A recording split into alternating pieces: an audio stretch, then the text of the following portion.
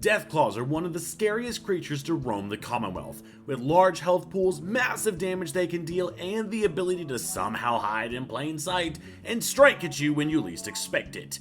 But whereas these things are seen at the top of the most avoided list more often than not, for some reason the Institute decided that these creatures were wasted as monsters of the surface and wanted to see what would happen if they flooded the Commonwealth with such creatures. This is Fallout 4, but every enemy is a Deathclaw. Before we begin, full disclosure, I made this mod and my knowledge with the creation kit is not the best. So if you notice some things out of place, it's due to not messing with named NPCs, especially those tied to quests. But with that out of the way, let's get into it.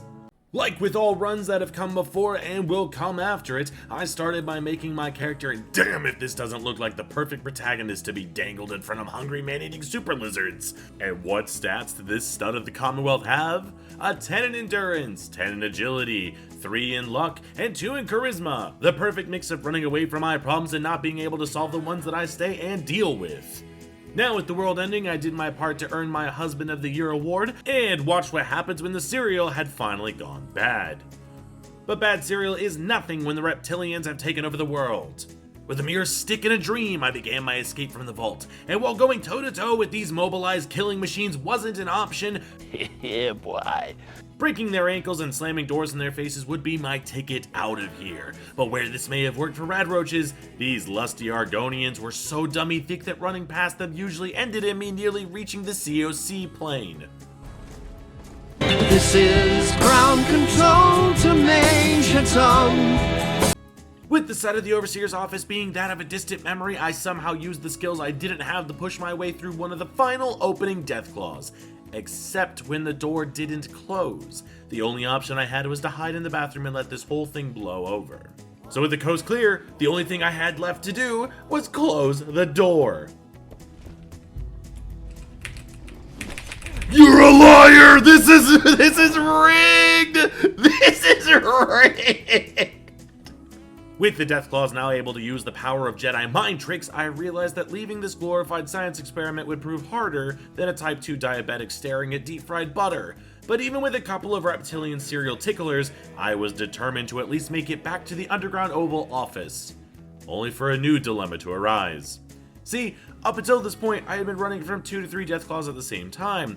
So now faced with a hallway full of Floridian Argonians who were packed tighter than skinny jeans in 2008, surely this wouldn't cause too many more issues.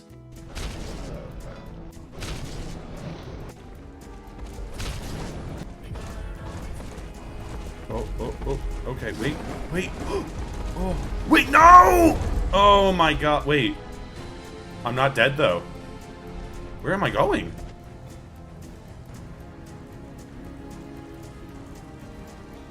Boy, what the fuck kind of nonsense is this? Bro, they're cheating now. Only threw me straight back to the beginning. What the fuck? My sanity began to wane. Between the Deathclaws ripping me apart and occasionally ripping a hole in the fabric of reality, I made it past the murder hallway by using chat's strategy of teleport no jutsu. By chaining attacks to the furthest Deathclaw via VATS, I could bounce between them and make it to the other side with minimum issue. Okay, so they're both up now. So what that means is I should be able to... If I can go back far enough, I should be able to loop one of them at least. Yes, that's good. Okay. Okay, cool. I'm gonna close this one just because I'm terrified. Okay, so there's one left, which means I may not even have to use ammo this time, which is really good. Now, there's when you do creation kit, there's something called an ambush phase. And so that radroach, because it normally doesn't spawn until after you do something, that's what the fuck? I don't know where that one came from. But that's why that Deathclaw isn't moving. You can see it, but it's not actually doing anything. Well, at least the doors still keep them contained. I feel bad for anyone who else wakes up in that vault, but as of right now, it is none of my concern. Now making it topside, it was time to go break out Preston Garvey and the gang, who no doubt would be feeling the pressure from their new lizard overlords. I leveled up, heading into the Museum of Freedom, and put a point into luck. Since I'm going to be using VATS, that mysterious stranger perk is going to come in real handy. But with no way to fight back, first I had to get some new weapons.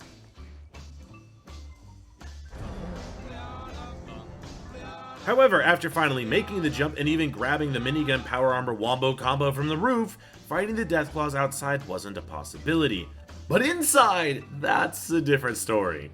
I am heavy weapons guy, and this is my new weapon. New weapon is good. Yes, I like this new weapon. New gun is unfair to tiny baby enemies. Yeah, that's right. Are you even trying? Yo, did you even see me hitting you? Hey, knucklehead, you ain't gonna win. It's starting to bore me how much you suck. Drink it in, pal. That's how failure tastes.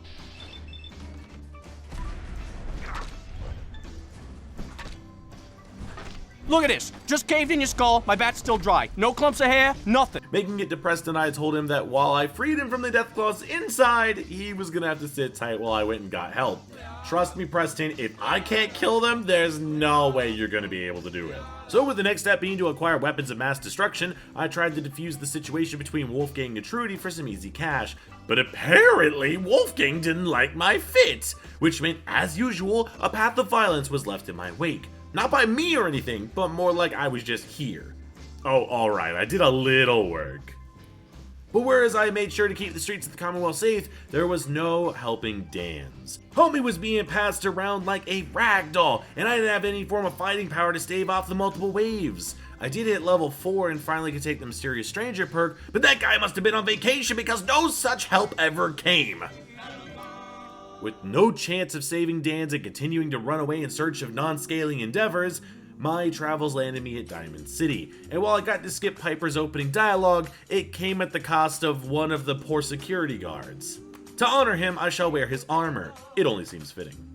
But now with armor, the ability to take down the bipedal Jackson's chameleon was still no closer to being attained. So to fight fire with fire, I needed a weapon of mass destruction. Visiting Suggs just outside of Green Tech Genetics, I could begin the When Pigs Fly quest. This would garner me some of the biggest explosive weapons this side of the Commonwealth. That is, if I could get to them.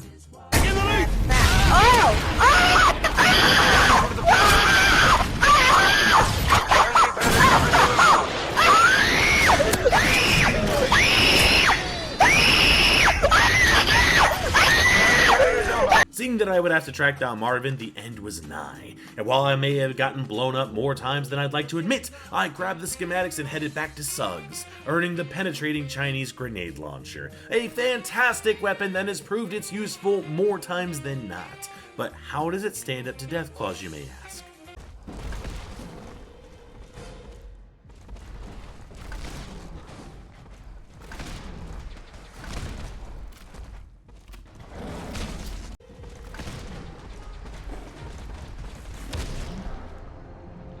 Yeah, not enough to save Dan's, but it's all G. I'll just go back and get some ammo. Except where I expected a friendly exchange between an arms dealer and an avid bottle cap collector, all I found was a massacre. Suggs was being attacked, and while I took out the adversary, Suggs will never be the same. Well, I mean, at least he isn't trying to fake his disability like that settler in Far Harbor. With the ability to buy ammo and having a baseball launcher begging for a chance at bats, I decided to field test it against the Deathclaws.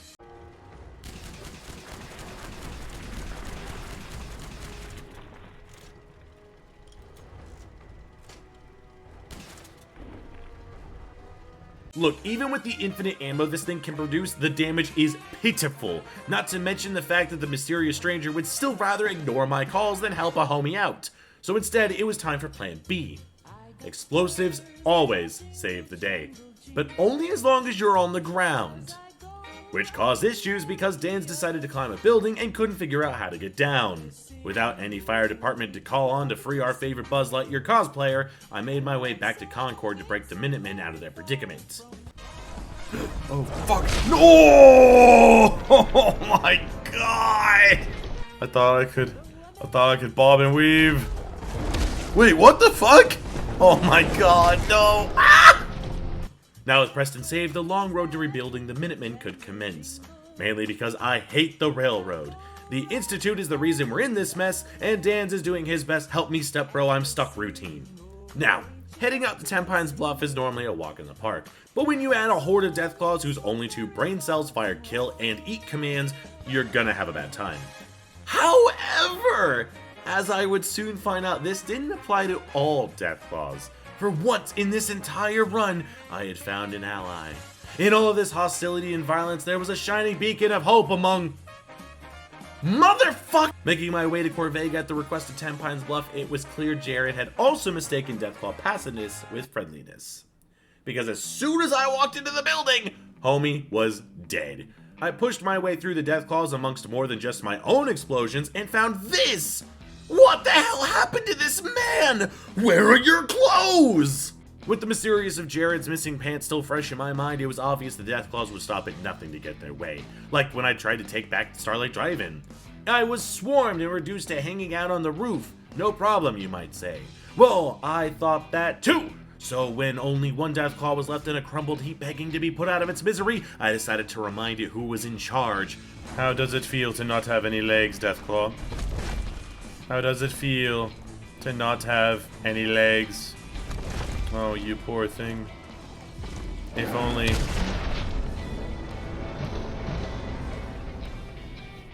Only for karma to smack me back into reality. After that wake-up call that Deathclaws were much smarter than I had given them credit for, it only made sense to take the fight to them before they could get the jump on me. It was time for Vault 114. Or we could stop after the combat zone to see how Kate was going. Yep, Kate's just fighting a Deathclaw with a baseball bat.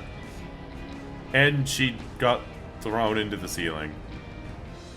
She's just gone! Oh my god! Okay, with a chem junkie rivaling my own love for Jet and Psycho, now we can get back to the main quest.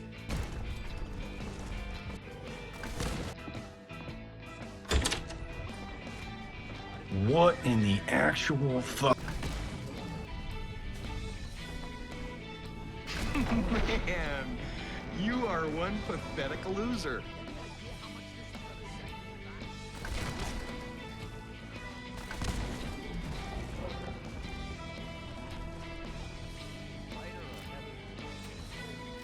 With Nick now saved, we returned to Diamond City, broke into Kellogg's house, and then hunted down the man of the hour. Oh.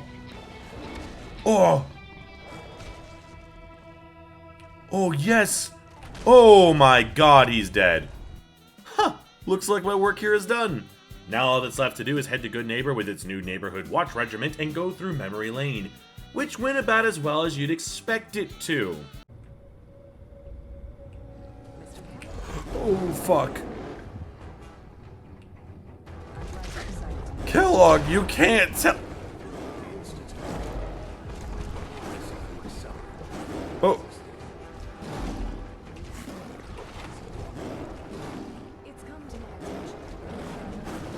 Okay, never mind. I can't die.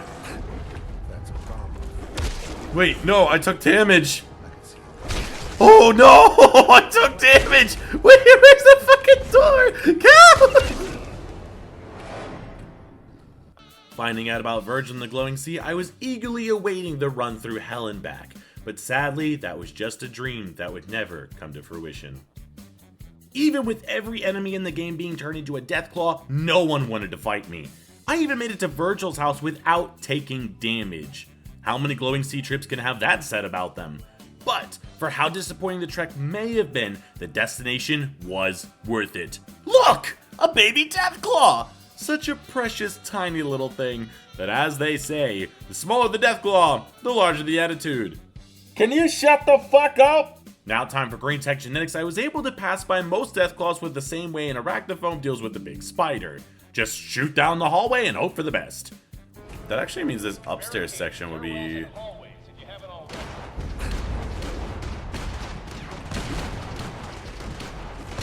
There is just shit going on everywhere, dude. There's just Deathclaws everywhere! He's gonna set off the mines! Oh my days. Ah! Okay, I don't know what the fuck that was. When I arrived at the courser, I fully expected him to be eaten, but since the Institute had been the ones to unleash the Deathclaws onto the Commonwealth in the first place, apparently he knew the shut-off codes. That's okay, homie. I have your shut-off codes right here! With the courser chip in hand, I headed towards the railroad, and even though we're going for a Minuteman ending, the railroad has got to go. This one's for you, Jimmy.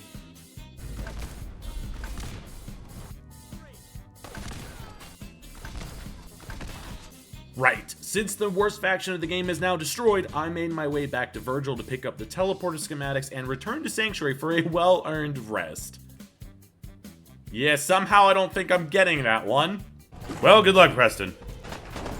I have learned the ways of dodging the Deathclaw. Oh! Oh! Yes! Fuck you, Marcy! They broke my... No! Brother, just kill me, Jesus. Deathclaws in close proximity will always be a recipe for chaos, so when Preston asked me to take back the castle to spread his Minutemen propaganda, how could I say no? It's not like I would have to fight Deathclaws in close proximity! Look, just shh. Shh.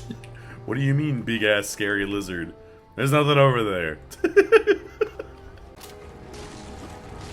What the fuck? I forgot I changed the Mirelurk spawns as well. Oh shit! Shit! That's so fucking many! Well, Mr. Minuteman dude, you chose to go in there first. Unfortunately, you must pay the toll. I've never seen that animation before. Bruh. What you gonna do? My boy Crip walking.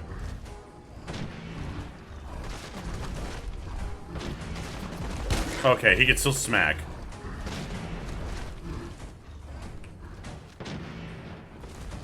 Wait, what the fuck?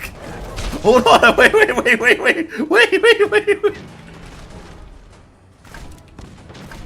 Motherfucker's cheating now. What the fuck? I'm trying to see all these cool ass moves. He's missing textures in his body. Whoa.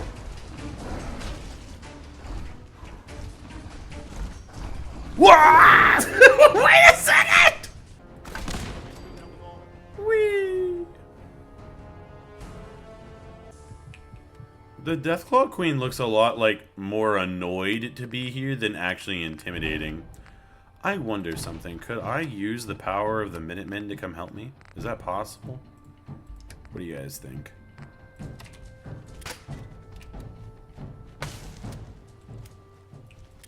No Minutemen want to help me. Bullshit. Oh?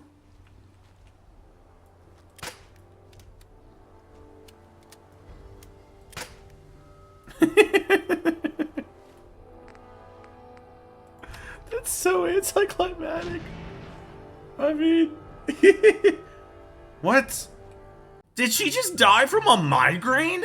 Now that the castle had been reclaimed for the good of the Commonwealth, a few things were left before beginning the ultimate meat grinder that would be the end of the game.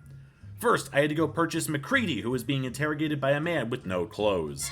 I promised the world's best salesman a chance at redemption if he was willing to throw away his life for me. A homeless man who just needed a drink of that Nuka-Cola. A super mutant that decided the only way down a tower was to take an elevator that came with a view of trapped Deathclaws, secured the downstairs of the castle and built a useless weapon, and then I grabbed a robot who I don't think I've ever taken with me before. Perfect to send into harm's way for what's left to come! Alright, the end is nigh, which just meant creating a teleporter out of trash that somehow would allow me to teleport inside a hidden underground science cult. But whereas this is always beyond my understanding, seeing the Institute under attack from within due to them trying to play God completely blew that previous thought away. And whereas the opening hallway got a bit overcrowded with me having to politely jump my way to meet Father, this time that bastard didn't even come outside to say hello! Meaning now I had to take out my frustrations on a hallway straight out of some Scaly's dream. Returning to the Commonwealth, I stocked up at Suggs, who was looking great considering his current condition, and then headed to the castle as there were words that the Institute wasn't too pleased with me covering the walls and viscera. I mean, like, there's a lot of movement, but considering half of these guys are essential, like, I'm not really... I don't think I'm oh wait, that guy may not be oh no, never mind. That guy is apparently essential. Oh, we spoke too soon. Oh yeah, this castle defense is fucking easy peasy. But then again, we are using like one of the most cracked out weapons to... The hell? Yeah, because again, those 3 coursers are absolutely annihilating me when I rock up. Nick, my boy.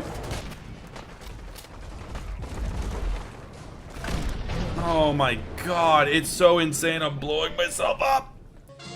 Once the castle was defended, pushing our way into the Institute was the only option we had left. But instead of leading the charge, I decided to let the Minutemen take charge for once. Alright, Preston, lead the way. We're going into hell now.